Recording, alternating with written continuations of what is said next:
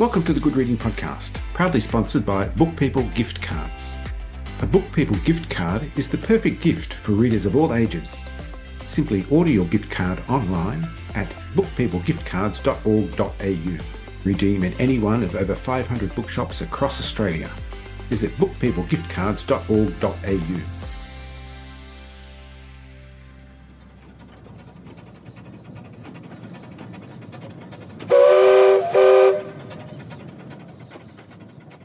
With a click, the door of my basket swung open.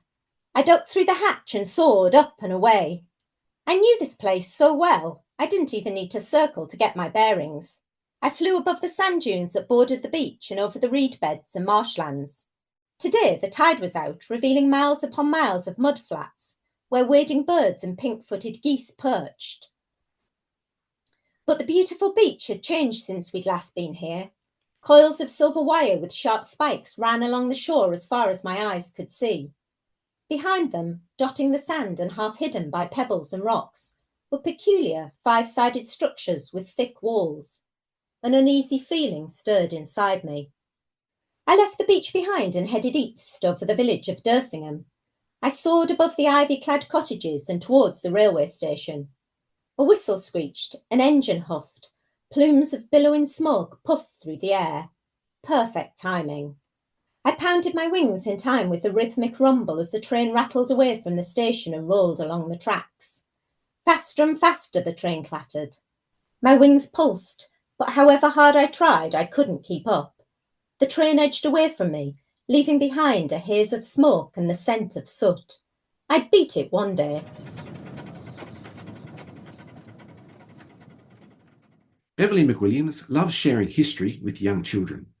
In 2019, she published her debut picture book, Born to Fly, which tells the story of South Australian aviator Captain Harry Butler. Beverley's writing has also been published online and in magazines, and she is a regular contributor to The School magazine, Australia's longest-running literary publication for children. Beverley is also the author of The Reindeer and the Submarine. Today, I'm talking to Beverley McWilliams about her ARA Historical Novel Society of Australasia's award-winning book for 2024, Spies in the Sky, the true story of the pigeons who went to war. Beverley McWilliams, welcome to the Good Reading Podcast. Thank you so much. I'm very excited. Congratulations on taking out the ARA Historical Novel Prize in the Children's and Young Adult category for 2024. What does that prize mean for your work as an author?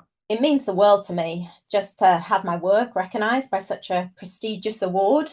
It's given me the confidence to continue doing what I love, which is writing historical fiction for children. To create a work of historical fiction, and in this case a story of the pigeon Royal Blue, you need the framework of factual history on which to build your story. What is the history that informs Spies in the Sky? Well, I bring a lot of World War II history into it, but primarily it's based on the history of the National Pigeon Service. And the story was actually inspired when I stumbled on a list of pigeons that were awarded the Dickin Medal for their service in World War II. So the Dickin Medal is like the equivalent to the Animal Victoria Cross.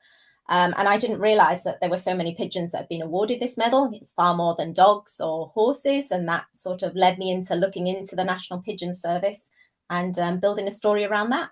Spies in the Sky is all about the history told from the pigeon's point of view, and that, of course, demands some real insight into animal behaviour too. Where does your expertise and your insight into the behaviour of pigeons come from? I've always loved pigeons, and I've always loved just watching them. They have such funny mannerisms.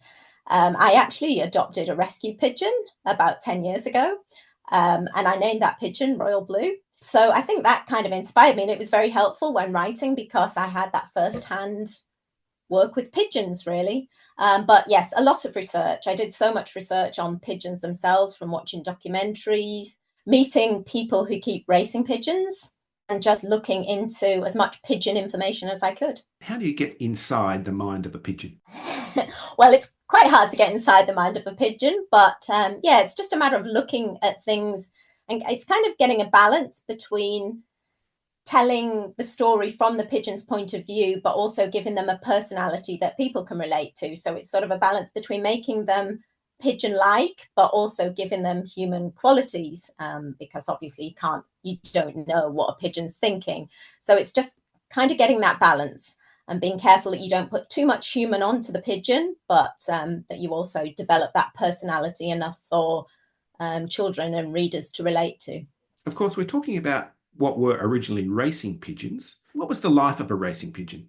Yeah, so the life of a racing pigeon, generally, they'd be trained from being very young. They would have a loft. I think the most important thing is that they bond with their loft. So they would be bonded with their loft. They'd be let out for little flies around their loft. It was important for them to learn to come back into their loft because they had to learn to do that very quickly. From then, they'd be taken further and further away from their loft so that they could build up that homing instinct. But it was all about training. So pigeons are like the athletes of the bird world, and they're built like athletes. So I think it's something like a quarter of their body is in their flight muscles. And I think they beat their wings something like 10 times per second. So they really are the athletes of the bird world.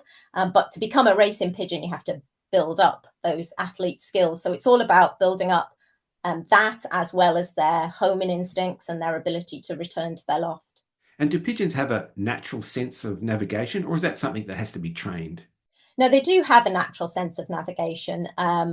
And they do it from various things. I mean, scientists are still trying to work out exactly how they find their way, but it's made up of lots of different things. So they can actually recognize landmarks. So if they're in an area they know, they'll recognize the landmarks around it, but they use the Earth's magnetic fields, they use the position of the sun. Now they think they create some sort of low frequency sound maps. So they're even using sounds to find their way.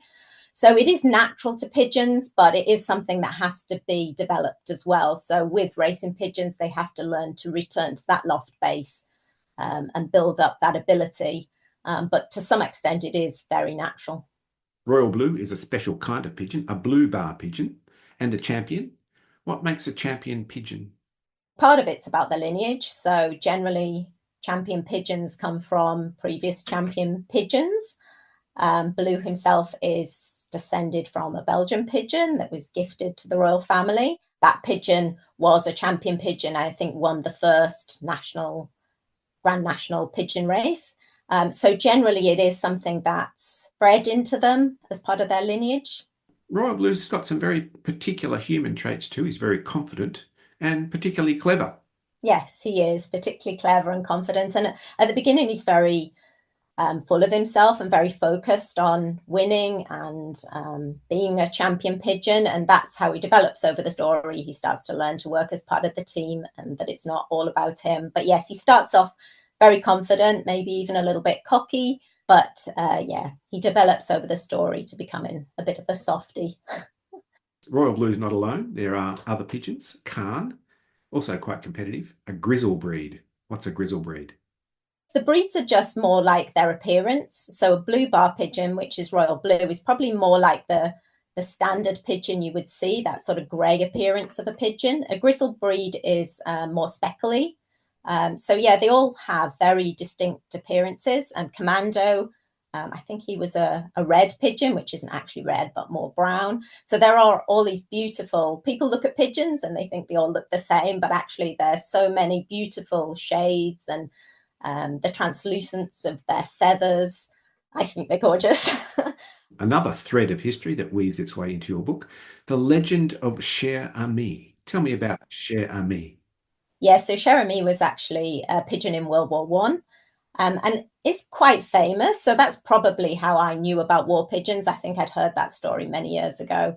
Cher Ami was held by US troops, and they got trapped in France and they were surrounded by enemies, and then they were being shot at by friendly fire. Cher Ami was actually the third pigeon they released. The first two were shot down, and he returned to his loft with a message, but he was actually shot at, and I think he flew in a very injured and distressed state, but managed to get the message across and actually save the lives of all those US troops. So quite a hero. I think he might be stuffed and in a museum somewhere. But yeah, I thought the idea of having that kind of legend that the pigeons knew about as well, this is this hero pigeon who we're aspiring to be. Cher Ami was quite an inspiration to Royal Blue as well. Yes, so he'd heard the story and knowing that Cher Ami had made it back, even though he was shot at, inspired Blue to keep going. And of course, Blue's friend Mary, because she's very confident and inspiring. And so he carried her with him, I think, too.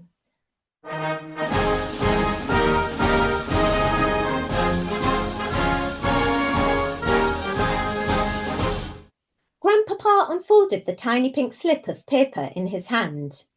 Dear friends, Grandpapa read, we send information from occupied France. He spoke about German troop movements and camouflaged airfields. He read details about German anti-aircraft positions and locations the British should bomb. It all sounded very complicated, and there was so much information, I didn't know how it fitted on such a tiny piece of paper. Hoping this pigeon returns safely to his loft, and that we have rendered you some service, Grandpapa smiled. We are, and always will, remain French. Vive la France! Vive la Angleterre! He rolled the message tightly so it would fit in the cylinder. Then he pushed the cylinder into the ring around my foot and twisted it slightly to secure it in place. He will make it, won't he, Pappy? Marie asked. It's a long journey. There will be hawks and snipers, and he has to cross the ocean, Grandpapa replied. But I know he will do his best to get our message through. Hawks, snipers, ocean, everything I feared I was about to face again. But this time I had the hope and bravery of my new friends in my heart. I would carry that with me, and it would bring me strength. So we begin in the year 1940 and then into the following years when the special pigeon service really got going. And you introduced some really interesting historical aspects. Tell me a little bit about Operation Columba, because that was a real and critical part of the war effort. Yes, Operation Columba was fascinating, and actually the information about that has only come to light in quite recent years. So Operation Columba was the secret service for pigeons. It was MI14. And it was top secret. So basically, they sent pigeons into occupied France. They had parachutes attached to them. So they were in little canisters with parachutes attached to them, and they were thrown off planes to land in parts that had been occupied by Germans. So primarily it was France, but also the Netherlands. And it was hoped that these pigeons would be found by people who would help. So they came with a little bag of food, a little piece of rice paper, a pencil, a resistance newspaper, and some questions that the British wanted answering. So primarily they were looking for information on anything that was going on, maybe where the Germans were hiding their munitions, or if they had any plans for attack, if anybody had heard anything. So it was just an information-seeking exercise. But it was incredibly dangerous for the pigeons involved. So if they did manage to land safely with their little parachute, it was hoped that they would be found and found by somebody who would help. So obviously they could fall into the hands of the Germans, or they might fall into the hands of people who would hand them over to the authorities, or for a reward, or because they were afraid. So it was very dangerous, and obviously people were very hungry at that time. So a fair few of those pigeons got eaten. So I think of all the pigeons that were dropped, only about 1 in 8 actually returned. But of the pigeons that returned, some of the information that they brought back was critical and very useful. I've got 2 images in my mind now. A pigeon wearing a parachute, that's one of them. And also, I once dined on a very tasty squab pigeon. I've never eaten pigeon. But yes, I think it was very popular, actually, at that time. You've also introduced the royal family too. You've mentioned King George, but of course, Lilibet, Queen Elizabeth II. What was her relationship with pigeons? Queen Elizabeth was very fond of pigeons as growing up, and was very fond of the pigeon lofts, just as her father, King George VI, was. The scene where Lilibet meets Blue was embellished.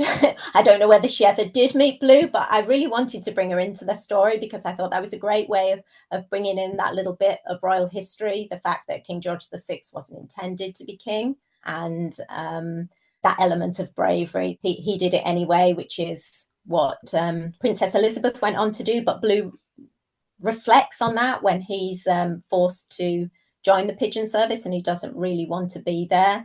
One of the reasons that he actually decides to go is from listening to Lilibet and thinking, sometimes you have to do things you don't really want to. She gives him that inspiration, which I loved. But I loved writing that chapter.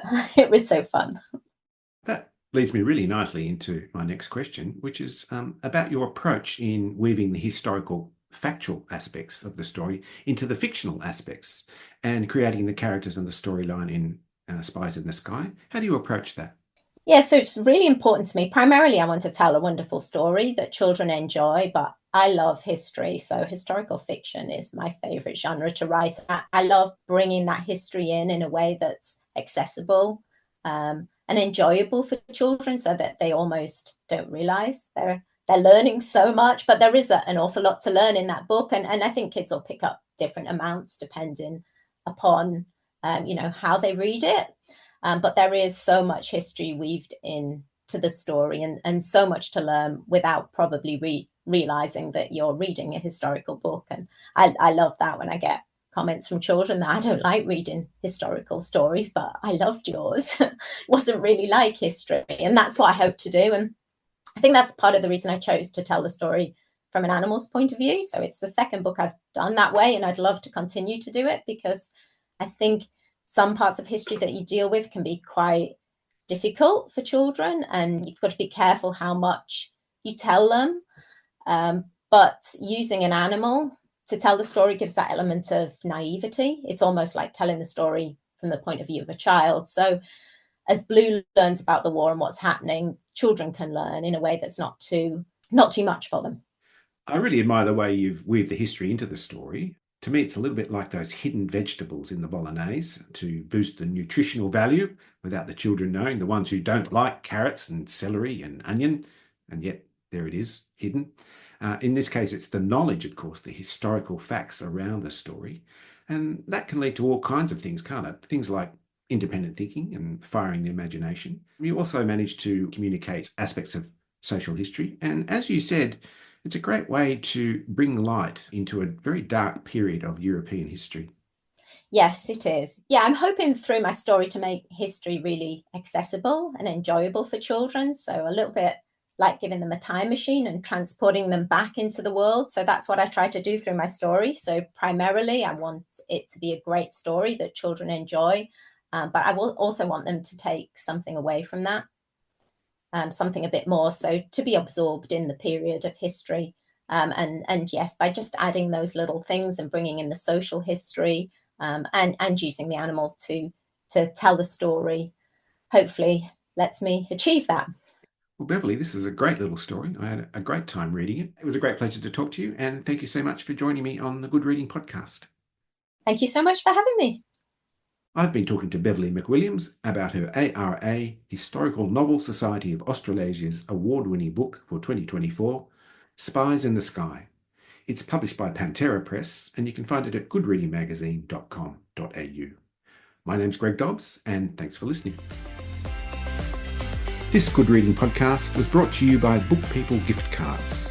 Share the joy of reading with a Book People gift card. To find out more, visit bookpeoplegiftcards.org.au.